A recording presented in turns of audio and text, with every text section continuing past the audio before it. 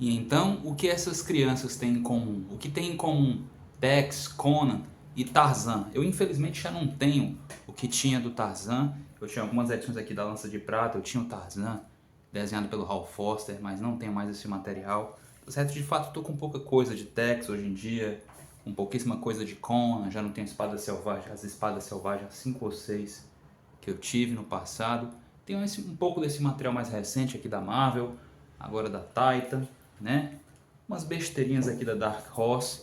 Bem, o ponto é, eu li material suficiente do Conan, do Tex e do Tarzan para afirmar categoricamente que esses personagens são irmãos. Eles compartilham de uma origem comum. Você que é um conhecedor de quadrinhos, de certo já deve ter matado, a charada já deve ter matado a questão. Eu estou me referindo à origem pulp.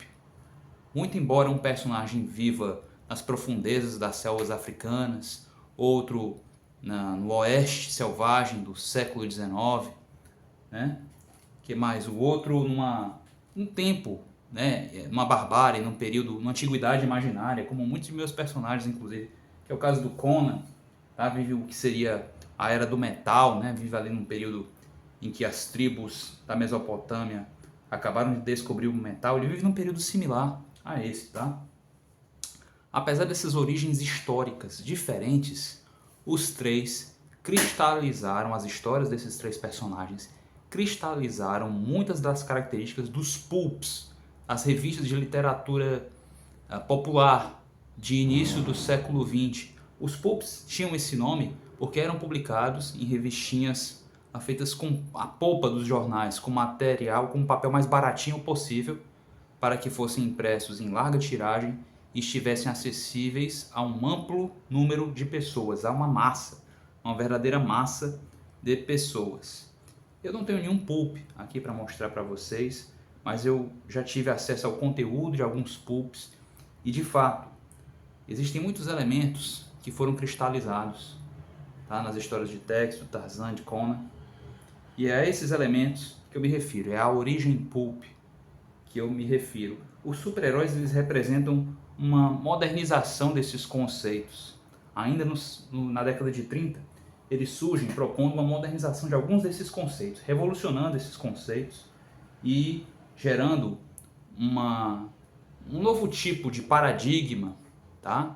De modelo de produção de conhecimento para as revistas de quadrinhos a partir de então. Então, super-herói é outra parada. Mas os quadrinhos do Tex, do Conan e do Tarzan, além dessas ambientações exóticas, além de serem histórias protagonizadas por heróis fortes, tá? Másculos, inclusive, que vivem em ambientes exóticos, de um passado remoto, todos os três podem perceber, podem notar. Para além dessas características, vocês também encontram algumas estruturas narrativas, certo? Episódios fechados. Muitos desses personagens, a maior parte das histórias do Tex e muitas das histórias do Conan são histórias fechadas, histórias que são acessíveis para leitores em qualquer ponto de uma linha de desenvolvimento do personagem. O Conan, ele meio que tem uma trajetória do momento que ele sai da Ciméria até o momento que ele se torna rei. Existe uma cronologia básica, porém a maior parte das histórias que intercalam esses diferentes momentos da trajetória do personagem são histórias acessíveis a leitores de primeira viagem, porque são histórias autocontidas. Essa estrutura narrativa era muito comum aos pulps da época, né? A literatura, as histórias do próprio Conan, né? Do próprio Tarzan, que são personagens pulp que surgiram, né? Os pulps, surgiram dentro do segmento literário dos pulps.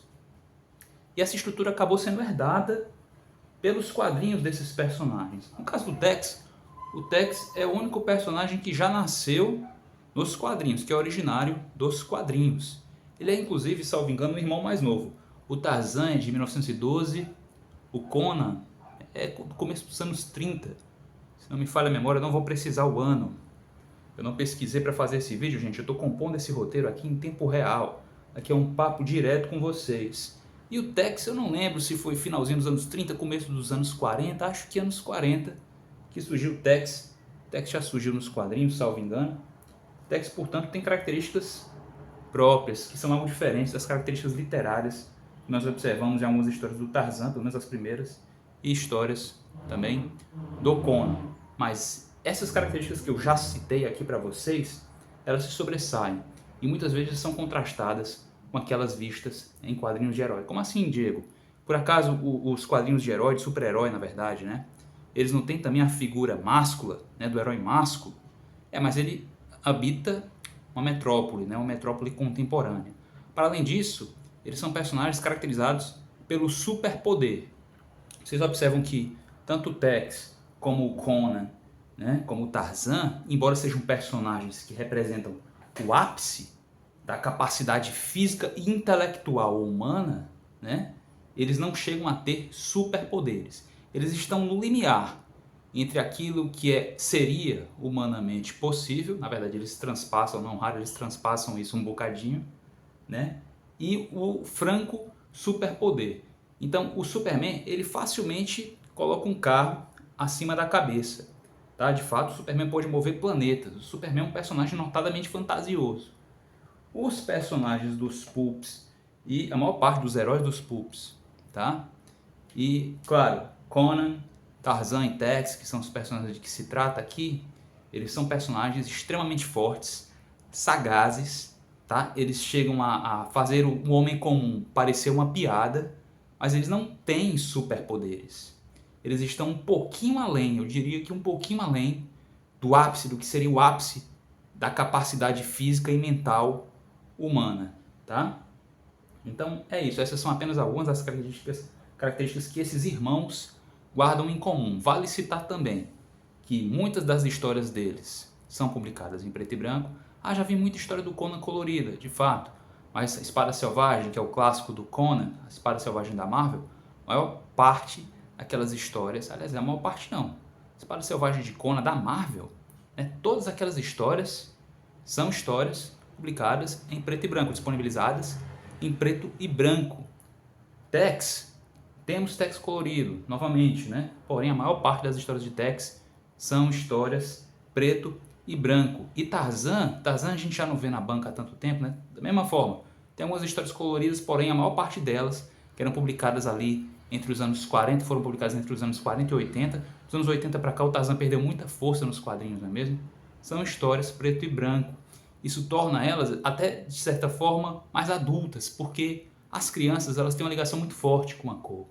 Então, para ler uma história preto e branco, para apreciar uma história preto e branco, é preciso ter um pouquinho mais de maturidade. E o caso dos mangás. O preto e branco dos mangás é notadamente diferente do preto e branco de Tarzan, Conan e Tex, porque o preto e branco dos mangás é fortemente preenchido por retículas, tons de cinza, pontinhos que simulam tons de cinza, e esses tons por si tornam o preto e branco dos mangás radicalmente diferente de um ponto de vista técnico em relação às pinceladas, né, espessas de nanquim que nós observamos nas histórias do Tarzan, do Conan e do Tex. Essas características bastam para que vocês percebam como esses personagens se assemelham.